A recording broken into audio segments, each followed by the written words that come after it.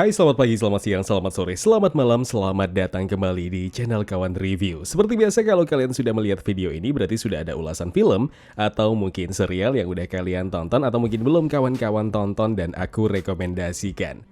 Setelah sepekan lalu di episode pertama The Falcon and the Winter Soldier, akhirnya kita diperkenalkan dengan masalah yang terjadi pasca tragedi Blip 6 tahun silam. Dan di episode pertama itu, akhirnya kita diperkenalkan sama kelompok anarkis bernama Flag Smashers. Dan di akhir episode kemunculan John Walker as US Agent. Meski di sini dia masih diperkenalkan sebagai ikon baru Amerika atau pengganti Captain America.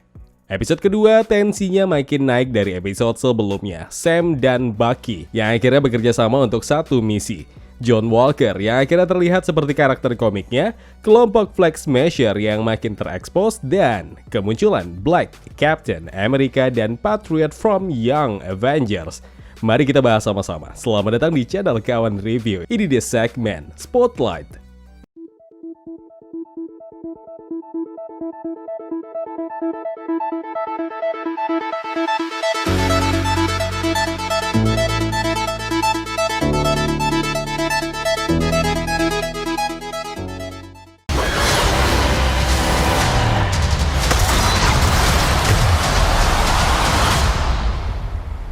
We look damn good though. Di awal, kita akhirnya dibawa ke sosok yang sejak episode pertama kemarin dapat perhatian. Bukan karena sepintas mukanya pas pakai topeng kayak kakek-kakek di film Up, tapi siapakah dia sebenarnya? Terkuak sedikit, apa yang jadi alasan kenapa ikon hero Amerika itu disematkan ke John Walker setelah kepergian Steve Rogers? Move on-nya cepat kali ya bun. Dan dalam salah satu wawancara di tengah event sambutan untuk ikon baru Amerika tersebut, yang bisa kita garis bawahi, terpilihnya John Walker semua hanya didasari karena prestasi dan powers and ability-nya yang di atas rata-rata prajurit lain.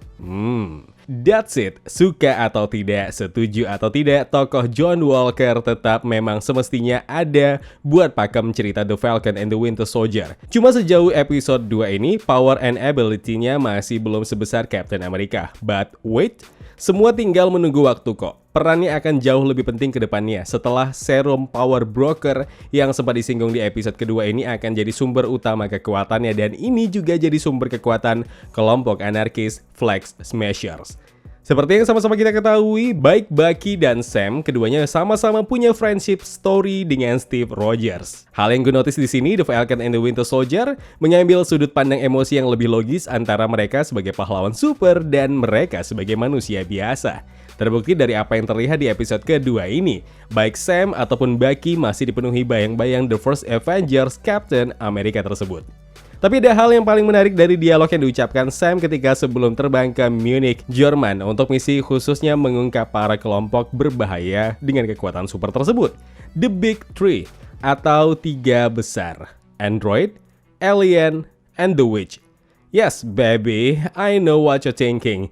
Ini bukan teori, lebih ke man. Seperti yang disampaikan Kevin Feige saat promosi serial The Falcon and the Winter Soldier, ia sempat mengatakan serial ini bakal mengambil sudut cerita yang jauh lebih kompleks bahkan ketimbang WandaVision kemarin. Dimana MCU fase 4 dimulai dari sini. Semua yang terjadi di The Falcon and the Winter Soldier akan terhubung dengan hampir semua daftar serial dan film yang akan dirilis sepanjang MCU fase 4 yang tinggal menunggu perilisannya saja.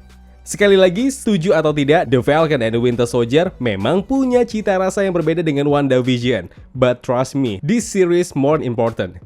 Sekarang kita beralih ke satu scene yang paling menyita perhatian. Sesaat setelah baku hantam antara kelompok Flag Smashers dengan The Falcon and the Winter Soldier dan Captain America asu itu, Sam and Bucky pergi ke sebuah rumah di Baltimore, kota terbesar di negara bagian Maryland, Amerika.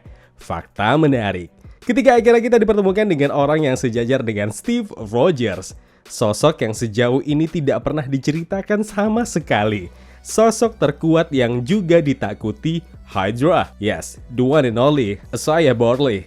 Terasa asing? Dia adalah Black Captain America atau Captain America kulit hitam. Nah, di episode ini cukup memperjelas masa lalu pahit yang masih belum bisa diterimanya. Tapi dari salah satu dialog, Isaiah menegaskan jadi subjek buat transfusi darah, dan ini pernah diceritakan di salah satu komik Truth Red, White, and Black Volume 1. Transfusi darah itu dilakukan kepada para prajurit lainnya karena mereka tahu bahwa Isaiah ini pernah masuk dalam Project Rabbit di mana dia akhirnya mendapatkan Super Soldier Serum. Dan sepanjang sejarah Isaiah Bradley, ternyata transfusi itu juga pernah dilakukan ke cucunya sendiri, Elijah Bradley, yang juga muncul di serial ini. Nah, sejak saat itu Elijah jadi salah satu anggota pertama Young Avengers. Cuma memperjelas kembali, The Falcon and the Winter Soldier jadi serial yang akan memulai debut para penerus Avengers yang selama ini kita kenal. So, mulailah terbiasa dengan orang-orang baru. Mari kita beralih ke scene berikutnya di saat para kelompok Flag Smasher yang dikomandoi Karli Morgenthau berencana kabur dari kejaran orang-orang Power Broker.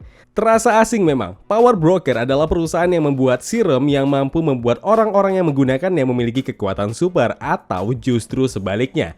Kalau nggak beruntung, malah menyebabkan kematian penggunanya. Ya kayak film Power yang di Netflix ya. Nah, Power Broker dipimpin Curtis Jackson dan serum-serum tadi dibuat oleh ilmuwan gila bernama Dr. Carl Malus.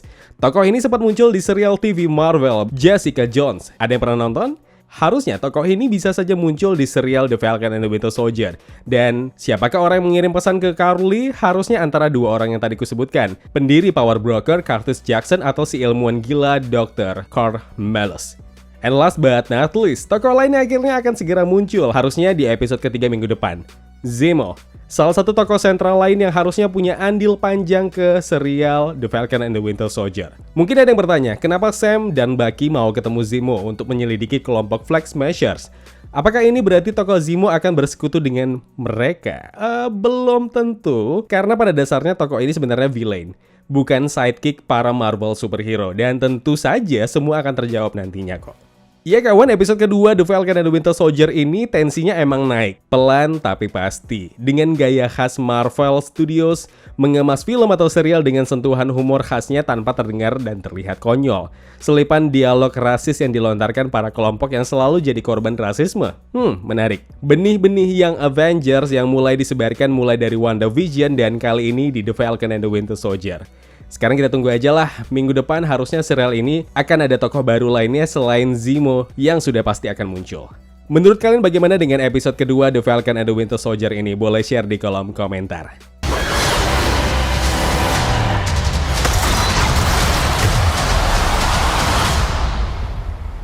We look damn good though. Ya kawan, terima kasih telah menonton video Spotlight ini. Jangan lupa klik tombol like ya kalau kalian suka. Klik tombol dislike kalau tidak suka. Klik juga tombol subscribe dan bel notifikasinya biar nggak ketinggalan review-review film terupdate lainnya.